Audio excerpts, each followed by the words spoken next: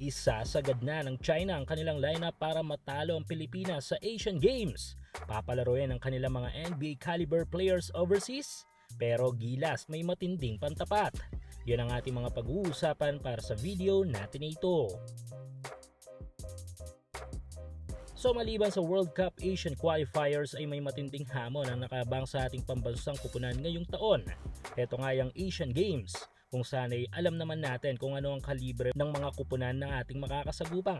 At isa na nga dito ay ang national team ng China, na may tangan na matinding apoy kapag nakaharap ang ating national team. Simula kasi ng 2023 World Cup hanggang dito sa Asian Games ay pahiyang inabot ng China sa Pilipinas. Umabot pa nga sa point na napilitan silang magpalit ng head coach. Kaya naman sa posibleng paghaharap ng Gilas sa China sa upcoming big basketball event na ito sa Asia ay may bali-balitang isasagad sa pinakamataas na level ng China ang kanilang lineup upang matalo lang ang ating pambansang kupunan.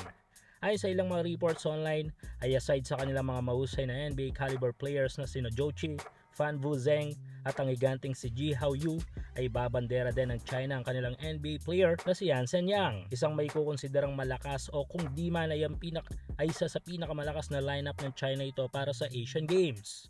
Kung isipin ay pang World Cup o Olympics na ang lineup nilang ito kung saan ay naturalized player na lang ang kulang. Bagay na magbibigay ng matinding hamon talaga sa Gilas na tangan ngayon ng titulo sa Asian Games champion. Pero worry no more dahil nga may tangan tayong mabisang pantapat dyan kung sakali. Suportahan ang inyong paboritong team sa PBA, NBA at MPBL o kahit pa nga sa mga overseas league. Full details sa comment section. At dahil nga passport lang ang main requirement sa Asian Games, ay open na lumaro ang ating NBA kababayan na si Jordan Clarkson, kasabay si Justin Brownlee.